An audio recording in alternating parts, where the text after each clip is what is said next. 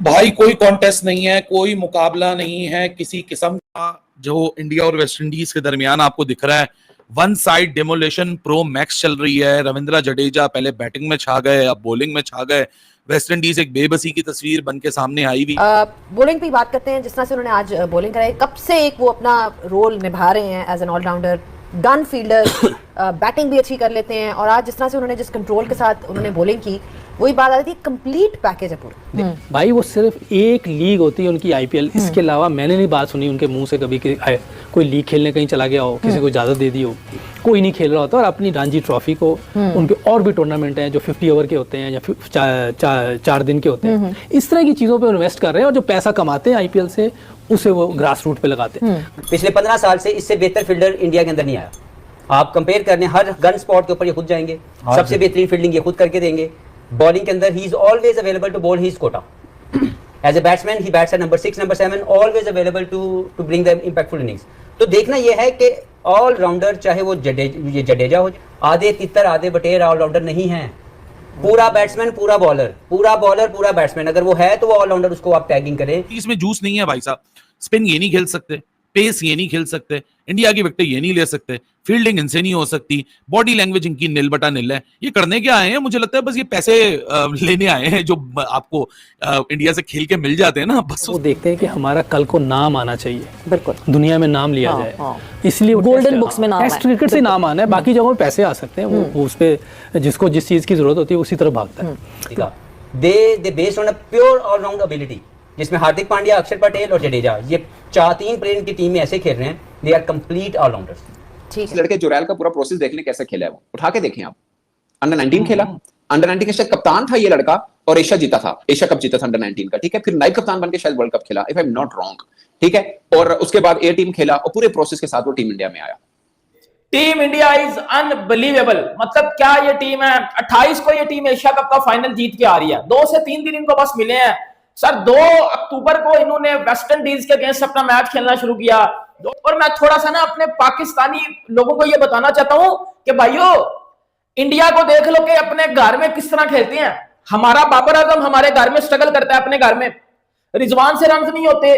मतलब हमारी जो टीम है ना पाकिस्तान की, वो अपने घर में नहीं भाईजान इतने रन कर पाती। और एक और बात मैं बड़ी मजे की आपको बता दूं, पाकिस्तान इसी वेस्ट इंडीज से अपने घर में इसी साल 2025 के शुरू में एक। जय हिंद दोस्तों, स्वागत करता हूं आपका हमारे एक और नए वीडियो में। तो दोस्तों, जैसा कि आपको पता होगा कि अभी इंडिया वर्सेस वेस्ट इंडीज़ की सीरीज़ चल रही है, एक टेस्ट की, जिसमें कि इंडिया ने वन साइडेडली इस मैच को ख़त्म कर दिया है और तीसरे दिन में वेस्ट इंडीज़ को धूल चढ़ दी है। और अब इसी को देखते हुए पाकिस्तानी मीडिया जमकर इंडियन प्लेयर्स की तारीफ़ कर रहा है, क्योंकि इंडिया में बहुत सारे यंगस्टर्स भरे हुए हैं और उन्होंने सबने अच्छा परफॉर्म किया है। सिर्फ 3 दिन में ही इस टेस्ट मैच को ख़त्म कर दिया है। और वेस्ट इंडीज़ के बल्लेबाजों को भारतीय गेंदबाजों की बॉलिंग समझ में ही नहीं आ रही थी, और वो दोनों बार सिर्फ 200 बिना बनाए ही आउट हो गए। और अब इसी को देखते हुए ही पाकिस्तानी मीडिया बोल रहा है कि भारत के मुकाबले की अब कोई टीम नहीं रही है, क्योंकि भारत अब एक बड़े लेवल की टीम बन चुकी है, जिसको हराना कोई सी भी टीम के लिए नामुमकिन बन चुका है। और अब इसी को लेकर पाकिस्तानी मीडिया ये भी कह रही है कि भारतीय टीम को क्रिकेट से खारिज कर दिया जाना चाहिए, क्योंकि भारत के लेवल की कोई टीम ही नहीं है। भारत को हराना मुश्किल ही नहीं, नामुमकिन हो चुका है, क्योंकि एक ऑस्ट्रेलियाई टीम है जो कि अच्छा खासा टक्कर देती है भारत को, और उसके अलावा किसी की औकात ही नहीं है भारतीय टीम को हराने की। और आज तक भारत हारना ही भूल गई है, क्योंकि अजीब सी इधर वो चल रही है, समझ से बाहर है कि आप बात पाकिस्तान की करते हैं, लेकिन नज़र ये आ रहा होता है कि पैसों के पीछे भाग रहे हैं। तो T20 क्रिकेट जो है, उससे आप प्लेयर नहीं बन सकते कभी भी, ये बात याद रख लें। पैसे ज़रूर आ सकते हैं, आपको पैसे मिल सकते हैं, शॉर्टकट है, 4 ओवर की ये 15 बॉलें खेली, आपको $1,00,000 मिल गया। बच्चे उसी तरफ जा रहे हैं, सोच तो वही है ना, ये फ्यूचर हमारा वही देख रहा है। तो अगर यही सोच रही तो मेरा ख्याल है कि जो हो रहा है ये कम हो रहा है, इससे भी ज्यादा होगा। मतलब अभी और हम एक्सपेक्ट करेंगे और होगा। दूसरी कंट्रीज जब हम मिसालें सुनते हैं इधर नॉन क्रिकेटर्स की, जो बेचारे जिनको वो कहते हैं वो इंडिया को भी तो देखो जी, वो भी तो भाई वो सिर्फ एक लीग होती है उनकी आईपीएल, इसके अलावा मैंने नहीं बात सुनी उनके मुंह से कभी कि कोई लीग खेलने कहीं चला गया हो, किसी को इजाजत दे दी हो। कोई नहीं खेल रहा होता। और अपनी रणजी ट्रॉफी को, उनके और भी टूर्नामेंट हैं जो 50 ओवर के होते हैं या 4 दिन के होते हैं, इस तरह की चीज़ों पे इन्वेस्ट कर रहे हैं। और जो पैसा कमाते हैं आईपीएल से, उसे वो ग्रास रूट पे लगाते हैं। ग्रास रूट पे हमारे यहाँ को काम करने को तैयार ही नहीं है। हमने यहाँ चेयरमैन आना है सीधा, तो यहाँ हमने हेड कोच लगना है। या हमने बातें करनी है, मैं पहले भी कह चुका हूं, मैं ये कर दूंगा, मैं वो कर दूंगा, लेकिन करके नहीं दिखा रहे भाई। पहले कुछ करके यूसुफ, दिखाएं। एक चीज मैं जरूर आपसे जानना चाहूंगी, मतलब हम पैट कमिंस की बात करते हैं, हम यूजुअली ऑस्ट्रेलियन क्रिकेटर्स की बात कर लें, कुछ इंग्लिश क्रिकेटर्स ऐसे हैं जो प्रेफर करते हैं लॉन्गर फॉर्मेट को। क्यों? वो उनको पैसे अच्छे नहीं, पैसे आते हुए किसको नहीं अच्छे लगते? उनको नहीं पैसे अच्छे लगते, उनको नहीं पसंद कि मैं जी थोड़ा सा शॉर्टर फॉर्मेट खेल लूं और बस ठीक है मैं कमा लूं ज्यादा। ऐसे क्यों? ये एक सेल्फ एनालिसिस क्यों नहीं है हमारे प्लेयर्स? देखिए, ये हो सकता है कि इससे पहले कि आप जवाब दें, मैं अपडेट देती चलूं। देखिए, ये मेरा ख्याल है थोड़ा हार्श लफ्ज हो सकता है, लेकिन वो लोग जो है ना, वो देखते हैं कि हमारा कल को नाम आना चाहिए, बिल्कुल दुनिया में नाम लिया जाए, इसलिए गोल्डन बुक्स में नाम टेस्ट क्रिकेट से नाम आना है। बाकी जगहों पे पैसे आ सकते हैं, वो उस पे जिसको जिस चीज़ की जरूरत होती है उसी तरह भागता है।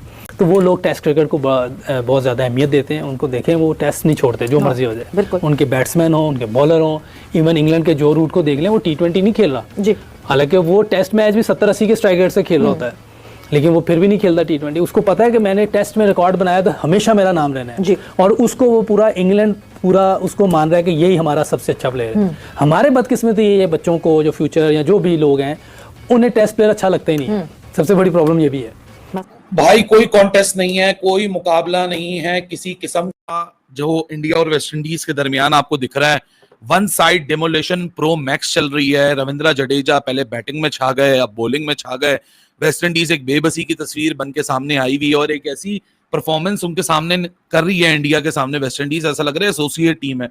मतलब इतनी भी माठी नहीं है जितनी माठी ये दिख रही है। मतलब हमको ये बात पता था कि India given point of time पे कल 286 पे अगर डिक्लेयर भी कर देगा तो भाई वेस्ट इंडीज 286 उतार के 2 रन की लीड भी चढ़ा देना तो मेरे लिए वो, मैंने आपको कल ही बता दिया था, मैं तो कहता भाई what a fight back by West Indies.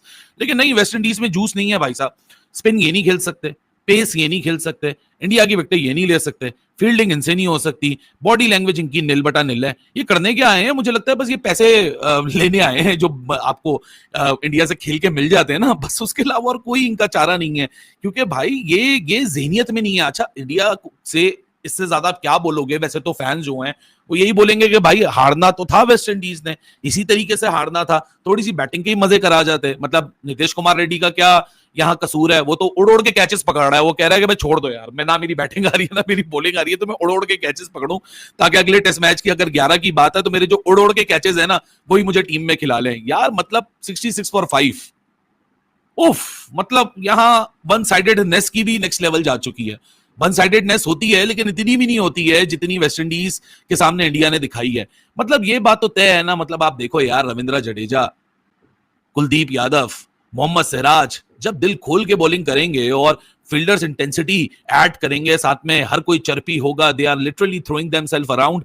कभी कभार मेरे लिए जो इंप्रेसिव बात है ना इंडियन पॉइंट ऑफ व्यू से अगर मैं देखूं तो ये है कि कभी कभार जब आपको भी अंदर एहसास हो जाता है, हो तो आप इंसान ही ना, कि यार मुकाबला बहुत वन साइडेड हो गया, आप भी अपनी बॉडी लैंग्वेज को ड्रॉप कर देते हो, कंप्लेसेंट हो जाते हो कि चल यार वैसे भी जीत जाएंगे, 286 है, इन्होंने कहा करीब भटकना है हमारे।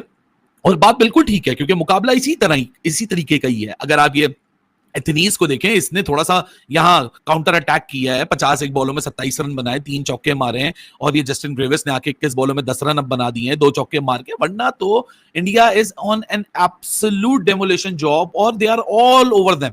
मतलब वो 7वें ओवर के अंदर ही रविंद्र जडेजा को ले आया शुभमन गिल, और सही लाया। उसको पता है जसप्रीत बुमराह को क्यों यार, अगला टेस्ट मैच खिला लेना, कोई मसला नहीं है, इतने ज्यादा ओवर कराने की जरूरत ही नहीं है बुमराह से। अगले टेस्ट मैच में अगर रेस्ट भी करा दोगे तो मुझे नहीं लगता कि इतनी बड़ी कोई प्रॉब्लमेटिक इशू होने वाला है।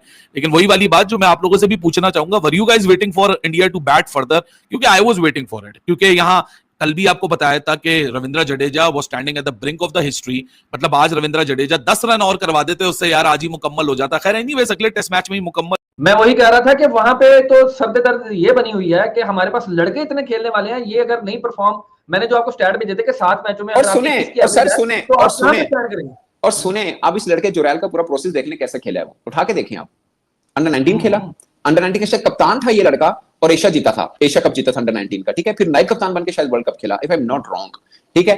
और उसके बाद ए टीम खेला और पूरे प्रोसेस के साथ वो टीम इंडिया में आया। आईपीएल भी खेला, आईपीएल का पहला सीजन था, मेरे प्ले नहीं किया था, उसके अगले सीजन में ये बैटिंग की थी इस लड़के ने।